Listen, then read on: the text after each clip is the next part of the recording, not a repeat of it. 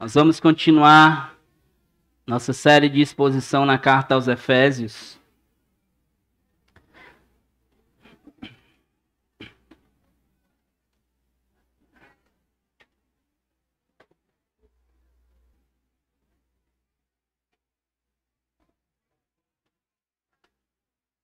Johnny? Não. Johnny vai distribuir os esboços aí para vocês. Caso falte, ele vai buscar mais, tá certo? Só para vocês acompanharem aqui junto comigo. Mas o tema que a gente vai estudar hoje é as riquezas disponíveis à igreja.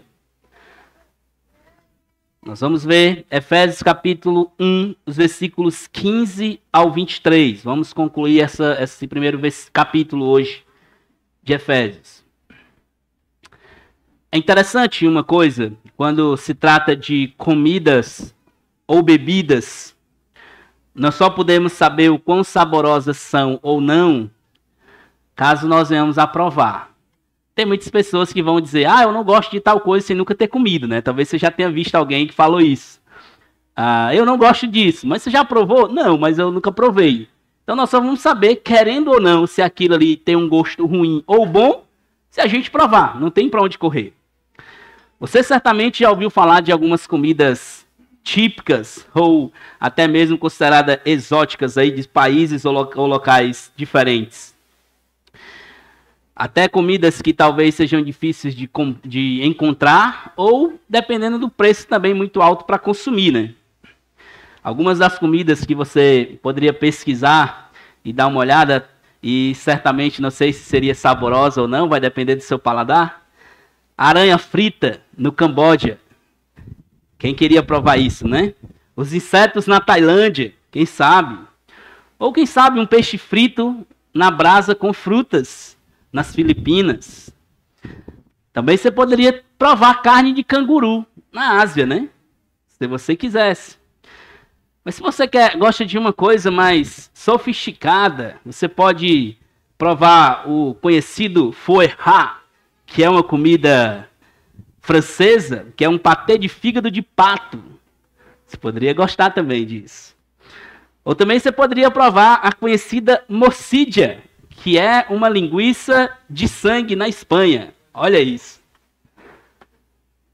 Ou você poderia também provar aquele tão conhecido caviar. É uma iguaria de luxo que consiste em ovas de um peixe chamado esturjão, que não é encontrado tão facilmente. E se você for pesquisar o preço, o preço do quilo gira em torno de 6 a 12 mil euros. A pessoa geralmente compra de gramas e já é caro, né? Mas também você pode ser bem regional e gostar de uma buchada de bode, sarapatel, sarrabulho, né? Já vi ali que o Maurício sorriu, se alegrou, né? Você pode gostar dessas comidas aqui. A realidade é, como é que nós sabemos que essas coisas são boas ou ruins? Nós só vamos saber quando a gente provar, né? Ou comer. É que você sabe que o sarrabulho é uma coisa maravilhosa, né? Uma panelada é uma coisa maravilhosa. Eu sei que aí já tem gente que tá com água na boca, né? Muitos podem ter ficado enjoando e outros podem estar com água na boca, vai depender do seu gosto. Essa ilustração a respeito de comida é algo que nós podemos usar e aplicar muito parecido. De novo, caiu, não fui eu, tá? Você pode ajudar aqui, Robinho? Acho que é bom tirar, né, daqui, porque o vento está muito forte. Eu sei que o vento é bom, mas principalmente quem tem aí os problemas de sinusite, essas coisas, né, vai estar sofrendo, como eu.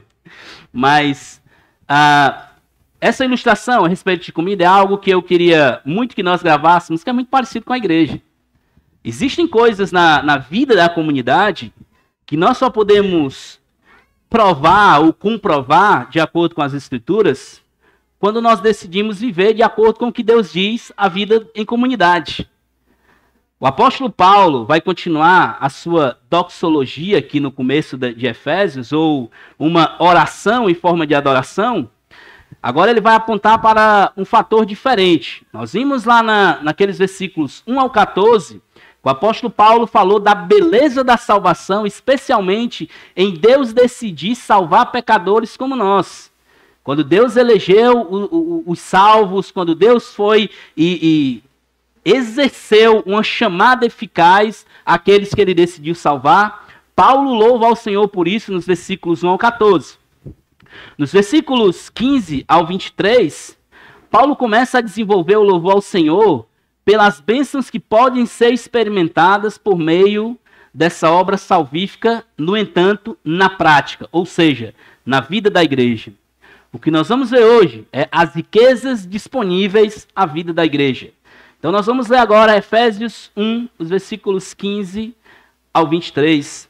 A palavra de Deus diz assim: Por isso também eu tenho ouvido a respeito da fé que vocês têm no Senhor Jesus e do amor para com todos os santos. Não cesso de dar graças por vocês, mencionando-os nas minhas orações.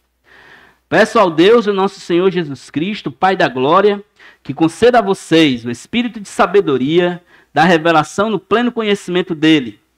Peço que ilumine os olhos do coração, que vocês, para que saibam qual é a esperança da vocação de vocês, qual é a riqueza da glória da sua herança nos santos, e qual é a suprema grandeza do seu poder sobre nós, os que cremos segundo a eficácia da força do seu poder. Ele exerceu esse poder em Cristo, ressuscitando dentre os mortos e fazendo-o assentar à direita nas regiões celestiais, acima de todos os principados e potestades, poder, domínio e todo nome que se possa mencionar, não só no presente século, mas também no vindouro. E sujeitou todas as coisas debaixo dos pés de Cristo, para que seu cabeça sobre todas as coisas o deu à igreja, o qual é o seu corpo, a plenitude daquele que tudo enche em todas as coisas. Vamos orar mais uma vez. Ó Deus, muito obrigado pela sua palavra, meu Pai. Nós agradecemos pelo privilégio de termos a sua palavra, que é inerrante, é suficiente para as nossas vidas, e ela contém as respostas de como devemos viver ou o que devemos fazer nesse mundo. Nos ajude, Pai, enquanto estamos estudando aqui a tua palavra, que o Senhor possa nos fazer obedecer a tua palavra, ao Senhor nos confrontar, ao Senhor nos corrigir, ao Senhor nos encorajar. Que a tua palavra, não eu, mas a tua palavra, abençoe a vida dos meus irmãos, Pai. Em nome de Jesus eu te peço isso. Amém. Nós veremos hoje que os privilégios e as bênçãos decorrentes da salvação, eles têm um alvo de nos levar a viver uma vida prática em favor dos outros, que não poderá ser experimentado sem a vida da igreja. A grande ideia do trecho que nós vamos estudar hoje, ou o resumo desse trecho, se nós pudermos assim dizer, é isso aqui. Isso aqui é o que eu gostaria que nós aprendêssemos ou guardássemos na nossa mente. Se no final das contas você puder guardar algo na sua mente, seja isso. A obra salvífica de Cristo nos leva a uma compreensão da grandeza de Deus, que nos fará ter prazer na vida em comunidade. Nós vimos a obra salvífica de Cristo em nos salvar, mas essa obra salvífica nos leva a uma compreensão da grandeza de Deus, que nos fará ter prazer na vida em comunidade. Agora, como é que nós vamos ver isso na prática? Eu quero desenvolver esse trecho em 4 pontos que nós vamos ver. E a primeira coisa é que, se você foi alcançado pela graça de Deus, ou se você em algum momento vai ser alcançado pela graça de Deus, a maior evidência que você vai poder comprovar isso é que isso vai ser claro para as pessoas. Uma vida transformada, que nós vamos ver aqui, uma vida transformada evidencia a obra de Cristo. Voltei? Pronto. Evidencia a obra de Cristo. Então nós vamos ver aqui 2 coisas que nós vamos trabalhar. Você está vendo ali, a obra de Cristo me transforma em 2 aspectos. Primeiro, vertical, a minha vida com Cristo, a minha vida com Deus. E segundo, horizontal, a minha vida com os outros. Então, a primeira riqueza que Deus disponibiliza por meio da igreja é o fato de que podemos evidenciar quem tem uma vida transformada. Por que a igreja é importante? Ou por que a vida da igreja é importante? É porque é somente por meio da igreja que eu posso testemunhar ou certificar que alguém confiou em Cristo. Eu sei que nós acreditamos que a palavra de Deus é suficiente, Mas nós vemos que no desenvolver do Novo Testamento, é por meio da igreja, é por meio da vida em comunidade, que os irmãos tinham seu testemunho certificado por meio daqueles outros que o rodeavam. Por isso que Paulo, quando escreve aos Coríntios, Paulo escreve aos Efésios, Paulo escreve aos Gálatas, ele sempre vai ter um alvo para tratar problemas específicos. Ele não vai jogar uma carta lá em Coríntios sem precisar tratar as pessoas de lá. Por que ele está fazendo isso? Porque ele conhece quem está lá. Ele conhece quais são os problemas daquela igreja e ele trata especificamente. Então, a vida da igreja, uma vida transformada, vai evidenciar a obra de Cristo. Quando eu tenho uma vida transformada, alcançada pela graça de Deus, quando eu me certifico que o Senhor me elegeu para a salvação, isso vai evidenciar a obra de Cristo na minha vida. Primeira coisa, então, que vai evidenciar, como eu coloquei aí, é que eu vou, antes de qualquer coisa, demonstrar uma mudança em relação à minha vida com Cristo. Paulo, ele começa o trecho, é por isso que ele fala, em decorrência da salvação, ele diz, por isso, ele começa o trecho aí no versículo 5, ou portanto, é uma inferência, uma consequência daquilo que nós vimos no começo, né? Diante da salvação que vocês receberam, a inferência ou a consequência é essa aqui. Aí ele diz, também eu tendo ouvido a respeito da fé que vocês têm no Senhor Jesus. Ou seja, Paulo está dizendo aqui, a fé que vocês têm no Senhor Jesus é uma fé clara, é uma fé que é demonstrada e todos podem certificar disso. A carta aos Efésios, se nós lembrarmos do contexto ao qual estamos estudando, é um contexto de idolatria. Inclusive, estava na época lá uma das maiores belezas do mundo, né? O templo da deusa Diana, ou Artemis, né? Que você vai ver aí nos livros de história, inclusive. E a idolatria lá era terrível. Sob o Império Romano, inclusive, então, a imoralidade nem se fala. Então, Paulo está dizendo, no meio de toda essa desgraça, essa idolatria, a fé de vocês é evidenciada, é testemunhada. Eu tenho ouvido. Ninguém sabe, Paulo estava preso, ninguém sabe como ele, por meio de quem ele estava ouvindo, mas a realidade é que estavam chegando diante de Paulo as notícias de como os irmãos em Éfeso estavam crescendo. E eles de fato estavam crescendo porque ele certifica disso. Paulo começa então exaltando aqueles irmãos porque eles tinham uma fé que parece uma fé fora do comum. Não era uma fé comum.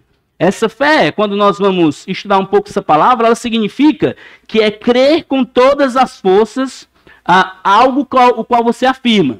Não é simplesmente de você dizer assim, olha, isso aqui é uma Bíblia, é a palavra de Deus.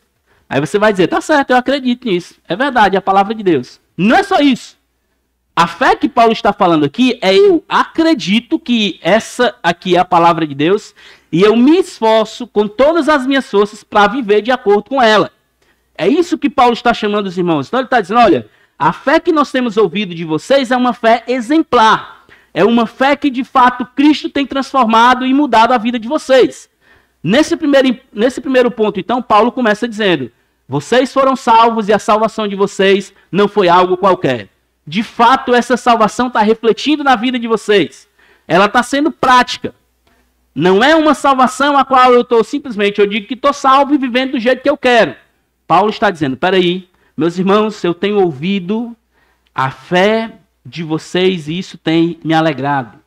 Ou seja, aqueles irmãos não apenas acreditavam em Cristo, mas eles viviam e tinham a sua vida moldada por essa fé em Cristo. E isso ia ter um reflexo claro.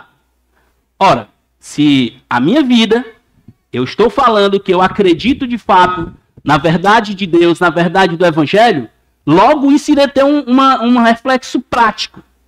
Não teria como eu dizer simplesmente que acreditava em Cristo ou que a fé tinha transformado a minha vida se isso não refletisse na prática. E aí Paulo então continua, ele diz, no versículo 15 ele diz no começo, por isso também eu tenho ouvido a respeito da fé de vocês, tem no Senhor Jesus e do amor para com todos os santos. Aqui então é onde a gente entra no fator horizontal. Se na primeira parte nós lidamos com a vida deles para com Deus, de fato refletindo uma vida transformada, agora nós estamos vendo isso na questão horizontal, é a minha vida com os outros. Como é que a fé ou a minha transformação, a salvação em Cristo, reflete na vida dos outros? Uma das maiores evidências que Jesus deixa claro que ele chamou os seus discípulos a viver era que eles seriam reconhecidos pelo amor uns aos outros. Jesus vai falar isso diversas vezes. E nós podemos ver isso muito claro em Mateus 22, 37 ao 39, que é conhecido como o grande mandamento, né? Quando Jesus diz, Jesus respondeu, Senhor, qual é o grande mandamento? Ou qual é o maior mandamento? Jesus respondeu, ame o Senhor, seu Deus, de todo o teu coração, de toda a sua alma e de todo o seu entendimento. Este é o grande primeiro mandamento. E ele diz o segundo. O segundo é semelhante a este. Ame o seu próximo como a você mesmo. Uma das evidências mais claras em relação à salvação ou uma vida transformada é como eu lido com os outros. E Jesus ainda deixou isso muito mais claro, quando ele já estava perto também de sua morte, né? Em João 13, os versículos 34 ao 35, ele falando para os seus discípulos, Jesus diz, eu lhes dou um novo mandamento, que vocês amem uns aos outros, assim como eu os amei, que também vocês amem uns aos outros. Nisto todos conhecerão que vocês são meus discípulos, se tiverem amor um pelos outros. Isso é algo interessante. Jesus está dizendo que o modo como os salvos ou os seus discípulos iriam ser reconhecidos que de fato eram discípulos, era como eles amariam uns aos outros. Era como eles lidavam com os outros. E aqui é triste, muitas vezes, quando nós vemos que nós estamos mais preocupados com o que eu gosto, com o que eu penso ou com o que eu quero, do que como eu estou preocupado em como eu vou gastar a minha vida em amar os outros. Em 1 João também vai colocar isso muito claro e até mais de forma bem dura. Eu acho que João ali, por mais que é conhecido como o apóstolo do amor, esse trecho aqui era algo bem que soava bem duro, talvez, para aqueles que estavam ouvindo, porque ele diz assim, se alguém disser, 1 João 4,20, se alguém disser, amo a Deus, mas odiar o seu irmão, esse é mentiroso. Pois quem não ama o seu irmão a quem vê, não pode amar a Deus a quem não vê. Capítulo 5, versículo 1, mais uma vez. Todo aquele que crê que Jesus é o Cristo é nascido de Deus. E quem ama aquele que o gerou, ama também o que dele é nascido. Ou seja, nós demonstramos uma vida transformada, mostrando como nós lidamos com os outros. É por isso que Paulo está dizendo, irmãos, sabe como eu tenho certeza de que a fé de vocês é verdadeira? É pelo modo como vocês lidam com os outros. É pelo amor que vocês demonstram. Porque Paulo simplesmente poderia ouvir, Paulo, os irmãos lá em Éfeso estão firmes, viu? Eles continuam estudando a palavra de Deus, eles continuam indo nas reuniões da igreja de Éfeso, eles continuam. Mas Paulo não somente para aí. Ele sai dessa parte mais, digamos, espiritual e vai para uma parte mais prática. Ele diz, olha, a fé daqueles irmãos, ela refletia diretamente em como eles viviam uns com os outros. Em como ele lidava com a vida em comunidade. Aqui está, talvez, uma excelente maneira pela qual nós podemos medir a fé que afirmamos ter em Cristo. O quanto eu penso em gastar a minha vida pelo amor aos meus irmãos. Talvez uma das maneiras que nós poderíamos mais refletir em nossa vida cristã é quando eu penso, espera aí, o quanto eu tenho gastado da minha vida em favor dos outros. O quanto eu tenho gastado da minha vida em favor, vou falar só daqui, dos meus irmãos aqui da comunidade. Ou se você é de outra igreja, da sua igreja, da sua comunidade. Quanto você tem gastado a sua vida em favor dos outros? William Hendricks, comentando esse trecho, ele diz o seguinte: fé, se esta é autêntica, se é uma fé verdadeira, e amor vão juntos. Não tem como separar uma coisa da outra. Fé e amor têm que caminhar junto. Porque é um imã que atrai os pecadores a si, também os atrai juntos. Ou, usando outra figura, à medida que os raios de uma roda se aproximam do centro ou cubo, eles, por sua vez, também se aproximam entre si. É igual quando você vai diminuindo um raio de um círculo, Quanto mais você vai se aproximando do centro, mais junto vai ficando o espaço. Do mesmo jeito é a fé e o amor. Quanto mais eu me aproximo de Deus, quanto mais eu digo que eu amo o Senhor, mais eu deveria ter a minha vida gasta também pelos outros. Mais eu deveria pensar em como eu sirvo aos meus irmãos. É por isso que o tema dessa série de pregações é a salvação e a vida em comunidade. Porque é impossível a gente separar uma coisa da outra. E aqui então vem uma pergunta. Quando nós avaliamos as nossas vidas biblicamente, e dois aspectos são deficientes, como é que nós estamos pensando? Como é que nós agimos? E aí você tem aí no seu esboço duas coisas que deveriam causar um alerta em você. Quando você avalia a sua vida biblicamente, você vê esses dois aspectos deficientes, você deveria alertar, ligar um sinal de alerta. O primeiro deles é quando o meu amor por Cristo não é uma preocupação. Como é que eu sei que o meu amor por Cristo não é uma preocupação? Como é que eu sei que eu não amo a Deus como eu deveria amar? A primeira coisa é quando eu não tenho prazer na palavra de Deus.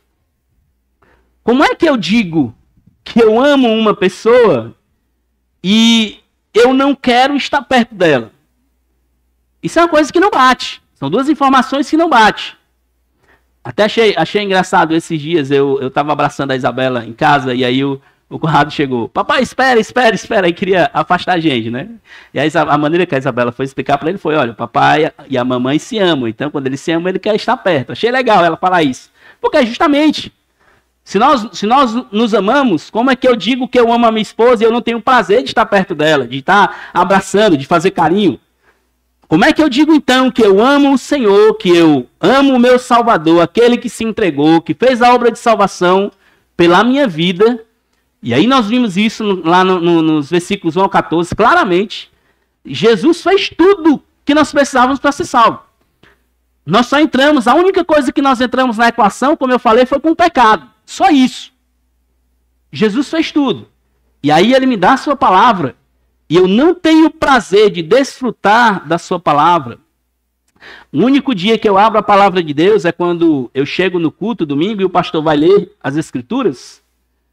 Isso deveria ligar um sinal de alerta, meu irmão, minha irmã, em você. A segunda coisa é quando eu não tenho mais prazer em orar, em falar com Deus. Se por um lado eu não tenho prazer de ouvir Deus falar na sua palavra, por outro lado eu não tenho mais prazer em falar com Deus. Eu já quero resolver as coisas do jeito que eu tenho que resolver, eu já não preciso orar porque eu consigo fazer tudo sozinho, então isso é um sinal de alerta. E outra coisa também que é uma evidência muito, muito perigosa é quando eu não me preocupo mais com o pecado. Quando eu normalizo os pecados, sejam eles pequenos, sejam eles grandes. Não, mas é só uma coisinha, né, que tá passando aí, não tem problema, né? Então, eu já não me preocupo mais com o que eu escuto em relação a coisas pecaminosas, com o que eu vejo, com o que eu falo. O meu falar, eu já não me preocupo mais se eu estou falando coisas que eu sei que desagrada a Deus. Isso também é uma evidência da qual nós deveríamos ter muito cuidado. E aí tem a segunda coisa, que é quando eu não tenho um impacto direto na vida dos outros. Se por um lado eu tenho que me preocupar, porque o meu amor por Cristo não é mais uma preocupação, e aí tem aqueles pontos que eu destrinchei para vocês. Por outro lado, é quando eu não me preocupo, mas se direto ou indiretamente eu afeto a vida dos meus irmãos. E aí como é que eu sei que isso é uma verdade? Eu não estou preocupado em servir a minha comunidade. E aqui eu não estou falando que você precisa pregar, cantar, enfim, tá fazendo coisas que estejam em evidência. Mas você não está preocupado ou não está nem sequer passando pela sua cabeça em como você pode servir as pessoas de diversas maneiras. Seja recebendo na sua casa, seja simplesmente você chegando um pouco mais cedo para servir os irmãos enquanto arruma o culto aqui para começar. Eu não me preocupo mais em servir a comunidade a qual Deus me colocou. A segunda coisa que evidencia que eu não estou preocupado, ou não tenho impacto diretamente ou indireto na vida dos outros, é quando eu não tenho comunhão. Eu sei que nem todo mundo, nem todos nós aqui vamos conseguir ter comunhão com todo mundo. É impossível. É impossível. Eu como pastor, na realidade, eu tenho que, pelo menos, cuidar de vocês. Então, eu visito as minhas ovelhas, eu conheço as minhas ovelhas aqui. Mas em relação aos irmãos comuns, eu sei que isso não vai ser o natural. No entanto, você viver a sua vida, passar semana após semana, e não tem um momento de comunhão com ninguém, os pequenos grupos rolando aí, de mulheres e de homens, você tem todas as coisas, tudo na semana, mas no dia do pequeno grupo, ou no momento, sei lá, do encontro, ou qualquer situação que as mulheres e homens promovem, eu não estou lá. Ou eu não, simplesmente não posso fazer um café e chamar o meu irmão para tomar um café. São coisas que vão começando a ligar um sinal de alerta em nós. São coisas que nós precisamos estar alertas de que a nossa vida com Deus, ela está, de alguma forma, definhando. A obra de Cristo evidenciará claramente uma transformação de vida quando eu exerço a minha fé e sirvo aos outros. Você precisa colocar isso na sua cabeça. A obra de Cristo, se você diz que Cristo transformou a sua vida, se você diz que o Senhor salvou você, essa obra evidenciará claramente uma transformação de vida, que ela vai ser exercida quando você demonstra sua fé e serve aos outros. É por isso, e aqui nós entramos no segundo ponto, é por isso, ter uma vida transformada nos livra de uma vida estagnada. Nos livra de uma vida que eu não estou mais nem aí. Aqui está a segunda riqueza que temos como igreja. Não temos como viver uma vida estagnada na comunidade. Meu irmão, se você está vivendo nessa comunidade aqui e a sua vida não está frutificando, de alguma forma, eu acho que você precisa refletir na sua vida e urgentemente voltar e tomar o caminho que Deus requer. Como eu sempre digo, eu não queria que nós tivéssemos aqui só números. Eu não queria isso. Eu não faço questão, como pastor, que nós tenhamos uma igreja cheia e só 10 ou 20 pessoas sirvam. Eu não quero isso. O meu desejo é o máximo possível que aqueles que cheguem e venham fazer parte aqui da família da Igreja Bíblica Batista do Eusébio, eles sintam-se de casa e sintam-se prontos a servir em qualquer aspecto que seja. Nós não podemos viver uma vida estagnada. Não, eu vou lá. Quarta, eu vou para o culto. Domingo de novo. Então, programação, eu chego lá, pronto. É isso. A minha vida não tem mais uma alegria, um prazer de servir ao Senhor. A igreja de Deus não pode ser isso, meu irmão. Nós não podemos olhar a igreja de Deus como uma simples programação de domingo. Nós não podemos fazer isso. A realidade é que Deus nem precisa que a gente esteja aqui. Não precisa. O único beneficiado quando nós servimos, não vou dizer único, mas o maior beneficiado em quando nós servimos, ou quando nós saímos de uma vida estagnada, é nós mesmos. Eu não sei se você tem uma alegria, mas eu, quando tenho o prazer, o privilégio de servir alguém, e ver que eu estou sendo uma bênção na vida de outras pessoas, isso para mim causa uma alegria. Não é porque eu quero aparecer, não é que eu quero que as pessoas vejam que eu sou assim, mas é porque aquilo me causa alegria. Eu estou podendo ser útil na vida de alguém. Isso para nós deveria ser algo natural. É natural que nós, como filhos de Deus, nós não pudéssemos viver uma vida estagnada. E aí Paulo continua o seu argumento aqui, em Efésios, nos versículos 18 e 19, perdão. Paulo ele vai fazer um pedido interessante.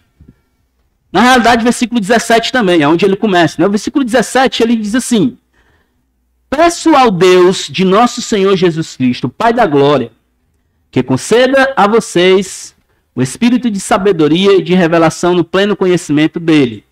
Paulo começa fazendo um pedido aqui que parece ser meio assim, estranho. Porque ele tinha falado para nós a respeito desse espírito de sabedoria no versículo 8. No versículo 8, Paulo disse que nós já teríamos recebido esse espírito de sabedoria mediante o sacrifício de Cristo. Outra coisa que ele vai falar também é que ele queria que nós recebêssemos o pleno conhecimento, ou a revelação no pleno conhecimento dele. Só que nós também já recebemos esse pleno conhecimento quando recebemos o Espírito Santo. Lembra dos versículos 13 e 14? Você pode voltar aí? Paulo ele vai dizer que por meio do Espírito, por meio de você ser selado pelo Espírito, você compreendeu as verdades de Deus. Ou pleno conhecimento, ou chegou a conhecer de fato quem é Cristo. E aqui então cabe uma pergunta. Como é que Paulo pede algo que Deus já nos deu? O objetivo dessa oração de Paulo, nós vamos ver isso no desenrolar da teologia paulina, muitas vezes ele pede coisas óbvias, ou coisas que são repetidas. O objetivo da oração não é apenas pedir algo diferente, mas é um pedido para uma vida de crescimento e pleno conhecimento. Paulo ele não está simplesmente confortável pelo fato de aqueles irmãos estarem crescendo na sua fé e no amor. Paulo está encorajando ou despertando, dizendo para eles, olha, tá certo, vocês estão crescendo na fé e estão crescendo no amor, mas vocês não podem parar aí. A minha oração, e aí Paulo vai dizer, eu estou pedindo a Deus, ao Senhor Jesus Cristo, ao Pai da Glória, que vocês possam crescer, ou que Ele conceda a vocês um espírito de sabedoria e de revelação no pleno conhecimento de Deus. Nós, como filhos de Deus, não podemos nos contentar em viver uma vida inerte. Eu já criei, pastor, eu já criei.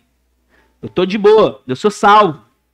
Está tranquila a minha vida, eu não quero arranjar problema para a minha vida. Não quero me envolver em ministério, não. Deixa eu aqui, não quero arranjar problema para a minha vida. Nós devemos diariamente continuar crescendo. É interessante, Oséias, o profeta Oséias, ele diz 2 versículos que me chamam a atenção, lá no livro do profeta Oséias, são os versículos 4, capítulo 4, versículo 6, quando ele começa dizendo assim, o meu povo está sendo destruído, pois lhe falta conhecimento. E aí, quando chega no capítulo 6, Oséias vai como dar a resposta ou a solução para ele. Tá, Oséias, beleza, a gente está crescendo, a gente está definhando aqui, a gente está se perdendo. O povo está afundando. Qual é a resposta então do profeta? Oséias 6,3, ele diz, conheçamos e prossigamos em conhecer o Salvador. Não é simplesmente, vocês não precisam simplesmente conhecer, mas é prosseguir em conhecer. É estar o tempo todo buscando conhecer. O Senhor é uma fonte inesgotável de conhecimento. Se você ler a palavra de Deus todo ano, você ainda vai ter aprendizados e princípios lá. É interessante isso. Não é que a palavra de Deus vai ter coisa nova. A palavra de Deus, ela está aqui. Deus nos deu essa palavra, ponto final. Nós não precisamos de coisa nova, nós precisamos apenas crescer e conhecer o Senhor. Hernando Dias Lopes fez um resumo muito legal desse trecho. Ele diz assim, ó, conhecer a Deus pessoalmente é salvação. João 17,3. Conhecer a Deus progressivamente é santificação. O trecho que a gente acabou de ler, Oséias 6,3. E conhecer a Deus perfeitamente é glorificação. O que ele quer dizer com esse resumo? É que, desde a salvação até a glorificação, nós vamos buscar conhecer o Senhor. O momento em que você coloca a sua confiança, Salvador em Jesus, você precisa conhecer. Enquanto você está caminhando, é o que nós chamamos de santificação progressiva, é enquanto você está crescendo, eu tenho 2 anos de crente, eu tenho 50, ainda assim você precisa crescer. Nenhum de nós chegou lá. E não vamos chegar até o dia que estivermos com Cristo. Até o dia da nossa glorificação, nós precisamos crescer. No versículo 18, Paulo diz algo muito interessante. Ele pede ao Senhor, versículo 18, peço que Ele ilumine os olhos do coração de vocês. Paulo não está pedindo apenas por uma compreensão unicamente humana, mas principalmente para uma compreensão espiritual daqueles irmãos. Lembre que coração não é aquela parte romântica com que a sociedade fala hoje. Uma coisinha bonitinha, né? Fazer um coraçãozinho. A Bíblia, quando fala de coração, ela está falando do nosso homem interior. Isso vai envolver os nossos desejos, as nossas emoções, os nossos pensamentos e motivações. A palavra de Deus, em vários lugares, ela vai falar. Às vezes o coração é mente, às vezes o coração é emoções, às vezes o coração é desejo. É o nosso homem interior. Paulo, então, está orando para que Deus abra o entendimento do nosso coração, ou os nossos olhos espirituais, para compreender algumas coisas que ele vai falar. Antes de qualquer coisa, o cristão precisa viver uma vida cotidiana, tendo seu coração moldado e motivado pelas verdades de Deus. Não adianta você simplesmente ter uma vida corrida, fazendo coisa qualquer, se o seu coração não foi transformado primeiramente pela palavra de Deus. E aí ele pede algumas coisas interessantes. Para que ele queria que os nossos olhos espirituais fossem abertos? Não é simplesmente para você ser mais espiritual do que outros. Primeiro, versículo 18 ainda, parte B. Ele diz assim, para que saibam qual é a esperança da vocação de vocês. Para que saiba qual é a esperança da vocação de vocês. Paulo, ele orava para que aqueles irmãos não vivessem uma vida sem esperança. O cristão, por meio de Cristo, tem esperança não apenas para essa vida, mas também para a vida por vir. Então, Paulo estava orando, olha, vocês precisam ter a esperança correta. A esperança de vocês não está nesse mundo aqui. A esperança, qual é a esperança? A esperança da vocação. Essa palavra vocação é literalmente uma chamada à responsabilidade. Paulo estava orando para que nós compreendêssemos qual era a nossa responsabilidade. Ele estava orando para nós compreendêssemos para que Deus nos chamou. Ou o que Deus quer que nós sejamos. Ele estava orando então por aqueles irmãos e dizendo, irmãos, eu sei que vocês estão crescendo, lembra disso que ele elogiou. Eu sei que vocês estão cada vez mais amando uns aos outros. Mas eu quero que vocês também entendam qual é a responsabilidade maior de vocês. Paulo orava para que eles tivessem uma esperança completa, baseada no chamado de Deus a uma vida de responsabilidade no presente. Não era apenas uma coisa espiritual para que refletisse no futuro, mas era agora. Na parte C, ou na última parte do versículo 18, ele diz, para que também nós conhecêssemos a riqueza da glória da sua herança nos santos. Paulo orava ainda para que os salvos compreendessem a riqueza, ou literalmente a abundância. Aqui, essa palavra é literalmente uma coisa que ela é muito grande, para que nós compreendêssemos a riqueza da herança, ou o que Deus fez por nós para que nos tornássemos herdeiros. Eu não sei se você já refletiu nisso, mas o fato de nós sermos herdeiros de Deus, co-herdeiros com Cristo. Com Cristo. Herdeiros, ou seja, filhos de Deus com o privilégio de desfrutarmos das bênçãos dele, sem merecermos. A oração de Paulo é para que nós compreendamos isso. Vocês precisam compreender a grandiosidade de serem feitos filhos de Deus. Isso é absurdo. Eu não sei se isso para vocês é difícil, mas para mim, eu me tornar filho de Deus, e além de tudo, ele me dá tudo o que de fato ele tem como filho, os privilégios. Paulo estava orando para que nós compreendêssemos isso. Versículo 19, então, Paulo mais uma vez ele diz, e para que vocês também compreendam qual é a grandeza do seu poder sobre nós, os que cremos, segundo a eficácia do seu poder. Essa palavra literalmente essa palavra poder, Paulo queria que nós compreendêssemos, ou que os irmãos em Éfeso compreendessem, qual é o tamanho da obra, ou o que Deus fez em Jesus, para que nós pudéssemos ser salvos. E ele diz ainda, né, para que nós possamos, versículo 19 aqui ainda, para que nós possamos compreender essa grandeza do poder, isso que é literalmente uma capacitação para executar aquilo que Deus requer de nós. Deus chama-nos a uma responsabilidade, mas ele nos dá o poder também para capacitar isso. E nós vemos isso por meio do Espírito Santo que ele nos deu, ele nos selou. Nós precisamos compreender qual é a eficácia do seu poder, ou que ele de fato nos chama a fazer algo que nós podemos fazer. Não há nada que Deus diga que nós devemos fazer que nós não consigamos. Nós naturalmente não temos como viver uma vida frutífera a parte de Deus, é o que nós estamos vendo aqui. Não temos como viver uma vida frutífera a parte de Deus. Aqui então está A verdade que precisa ser enfrentada. Ponto 3. Uma vida frutífera é possível por causa de Cristo. Os versículos 20 e 21, Paulo ele vai atrelar esse poder que ele nos chamou para exercer à pessoa de Cristo.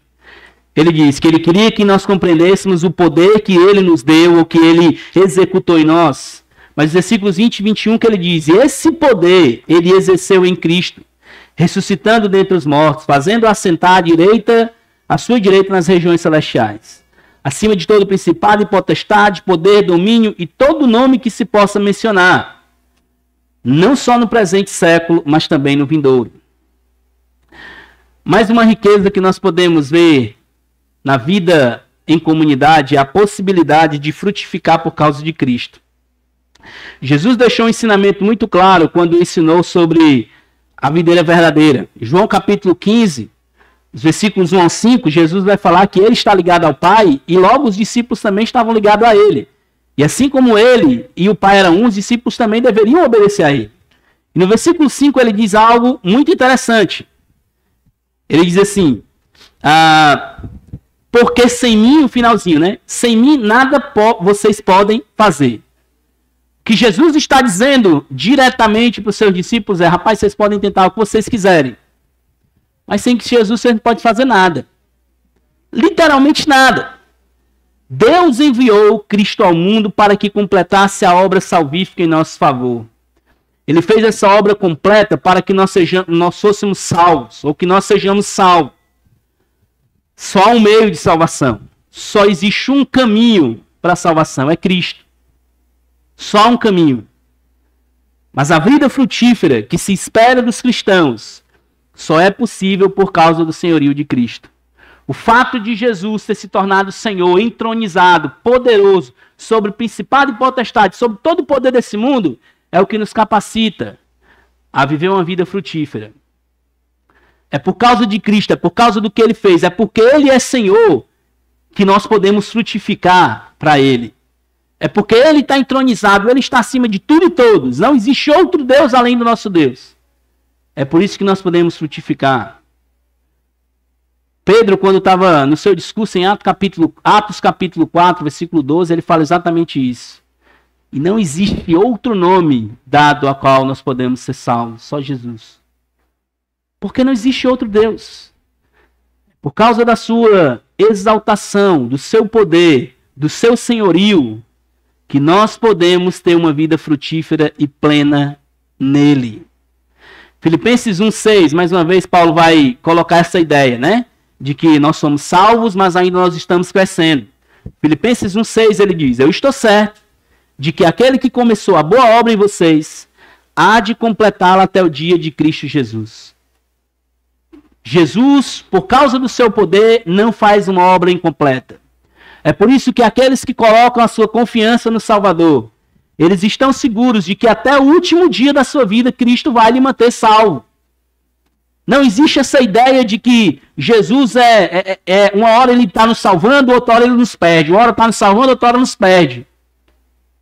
Nós estamos seguros e podemos obedecer e fazer a obra de Cristo por causa do poder e senhorio dele. Não é por minha causa. Não é porque eu sou. Não é pelo que eu faço. É porque ele é Senhor. E ele pode cobrar isso de mim e ele me encoraja a frutificar dessa maneira.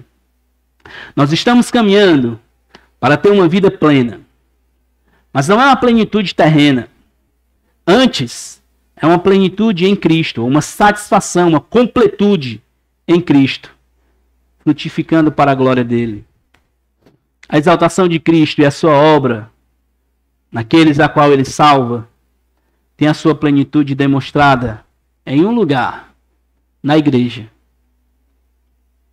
É interessante isso.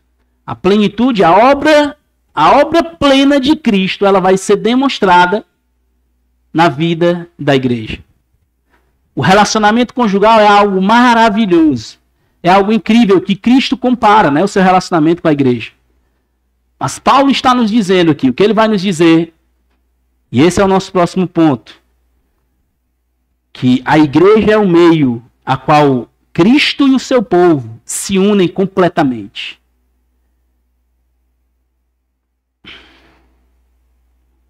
Esse é o nosso próximo ponto. A igreja é o meio que Deus estabeleceu para o crescimento dos eleitos. A outra riqueza, talvez a maior que temos na igreja, é a possibilidade de sermos parte do corpo de Cristo. Cristo não salvou você, meu irmão, e deixou perdido, solto. Cristo nos salvou e Ele nos deu uma família, Ele nos deu um povo. É óbvio que nós somos identificados como igreja quando nós fazemos parte de uma comunidade, como eu já falei isso outras vezes. Mas não é simplesmente porque você é da Igreja Bíblica Batista de Eusébio, é porque você é parte do corpo de Cristo, a família de Deus. A ideia mundana, tão conhecida hoje, infelizmente, dos desigrejados, ou daqueles que acham que podem viver o cristianismo a parte da igreja, ela é desfeita quando nós olhamos o que é a igreja. Quando você olha o que é a igreja, a ideia dos desigrejados ela acaba. Não existe. Não tem como ser parte do corpo de Cristo sem a igreja. Nesse trecho específico, Paulo vai nos demonstrar 3 coisas a respeito da igreja. Cristo completou a sua obra em nos salvar, mas a plenitude da obra de Cristo ela se encontra na união do seu povo com Cristo. É a completude da obra. Primeira coisa, então, que nós vamos ver aqui. 3 fatos sobre a igreja nesse trecho. Primeiro, a igreja é governada por Cristo. Primeira coisa que nós precisamos ver, a igreja é governada por Cristo. Ou seja, ele diz como é a igreja, como ela deve funcionar, o que é a igreja. Tudo isso ele nos deu na sua palavra. A igreja não deve simplesmente funcionar baseado no que nós gostamos ou em nossas preferências. A igreja tem o Senhor que comprou a sua igreja, esse povo, com o seu sangue. E, portanto, ela deve funcionar sob o seu senhorio, ou debaixo do seu senhorio. Paulo, quando está encorajando os presbíteros da própria igreja de Éfeso aqui, quando ele treina aqueles homens e ele vai embora daquela igreja, ele chama os presbíteros, e uma das coisas mais marcantes que ele fala aos presbíteros, em Atos 20, 28, ele diz assim aos pastores da igreja: cuidem de vocês mesmos e de todo o rebanho do qual o Espírito Santo colocou vocês como bispos, para pastorear a igreja de Deus, a qual ele comprou com o seu próprio sangue. A responsabilidade que os pastores têm não é uma responsabilidade qualquer, mas é uma responsabilidade de cuidar de um povo que Deus comprou com o seu próprio sangue. A segunda coisa que nós conseguimos ver aqui é que a igreja é o corpo de Cristo. A igreja é o corpo de Cristo, ou seja, ela é a parte de Cristo, não existe igreja, né? A gente precisa compreender isso. Se nós somos o corpo, ele é o cabeça. Se nós tirarmos o corpo, o que acontece? Não existe igreja. A parte de Cristo não existe igreja. Ele é o Senhor da igreja e ela só pode existir nele, mas ele também nos chamou para sermos o corpo dele. Colossenses 1, 16 ao 18 vai dizer que nele foram criadas todas as coisas, nele tudo subsiste.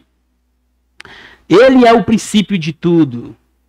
Ele é o cabeça da igreja e nós somos o corpo.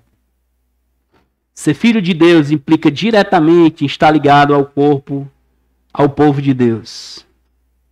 E aqui nós vemos algo interessante também. Uma das coisas que a gente precisa entender é que não existe ninguém menos importante na igreja. Ninguém. Todos são importantes. Seja aqueles que fazem menos, aqueles que falam mais, aqueles que falam menos, todos são importantes. Paulo deixa isso muito claro quando ele vai falar em 1 Coríntios 12, os versículos 12 ao 20, que ele vai falar que os membros são muitos, mas eu não posso dizer, né? O pé não pode dizer ao nariz, eu não preciso de você, o nariz não pode dizer, eu não preciso de você, todos precisam. Todos os membros do corpo, é por isso que Paulo diversas vezes usa essa ilustração do corpo para mostrar a vida da igreja. Meus irmãos, dizer que nós fazemos parte do povo de Deus e não está ligado ao corpo é não apenas um erro, mas antes de tudo é um desmerecimento ou um desafio à autoridade de Cristo. Quando nós dizemos que eu sou crente, mas eu não quero conversa com a igreja. Você está desafiando a autoridade do cabeça da igreja, que é Cristo. E por último, Paulo, ele começa então, ele conclui essa parte dizendo que a igreja é a plenitude ou a completude de Cristo. Essa é uma afirmação maravilhosa. Ao mesmo tempo que deveria nos trazer tremor e temor. Jesus, ele é completo. Ele não precisa de nada. Ele é totalmente sem pecado, perfeito, Deus que se fez homem. Mas Paulo, guiado pelo Espírito Santo, faz uma afirmação incrível. Como se a igreja aqui fosse aquela que completa a obra de Cristo. É como se Cristo ele veio exatamente para fazer isso. E quando ele estabelece a igreja, existe uma completude da obra. Jesus não precisa de nada. E aqui é muito difícil, talvez, a gente entender, né? Como é que Jesus não precisa de nada e ele decidiu ser completo junto com a igreja, o corpo.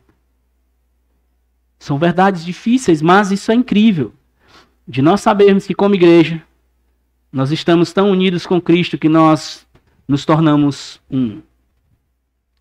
A igreja é o povo de Deus, que na união com Cristo se torna um.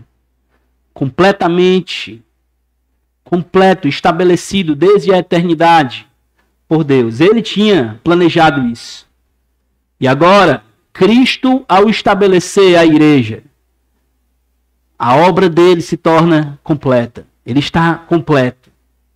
É somente por meio da igreja que nós temos esse privilégio de sermos governados por Deus e estarmos ligados espiritualmente com o nosso Salvador. Somente pela igreja. Deixa eu ir para o final, para a conclusão. A obra de Cristo nos permite sermos filhos de Deus, mas também tem implicações presentes e práticas que nos leva a viver uma vida de riquezas que Deus proporcionou para ser desfrutada na vida da igreja. A obra de Cristo, nós precisamos lembrar disso, nos dá o privilégio de sermos filhos de Deus, mas não apenas isso.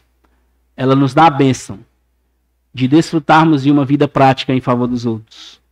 Deixa eu terminar aqui com 3 aplicações rápidas. Na realidade, eu queria que você refletisse em 3 perguntas. 3 perguntas que, para nós caminharmos para o final. A primeira, qual a evidência que você tem que Cristo de fato transformou a sua vida? Qual a evidência que nós podemos ver que Cristo transformou a sua vida de fato? É simplesmente pelo fato de que um dia você abriu a sua boca e disse que cria em Jesus, mas você até foi batizado, mas nada mudou?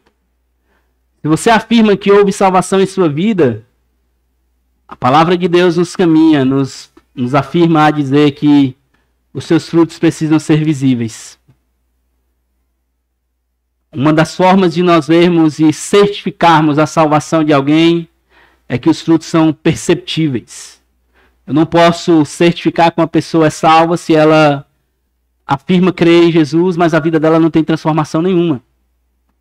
Não bate uma coisa com a outra. Alguém tem que estar mentindo. Eu não acredito que a palavra de Deus mente.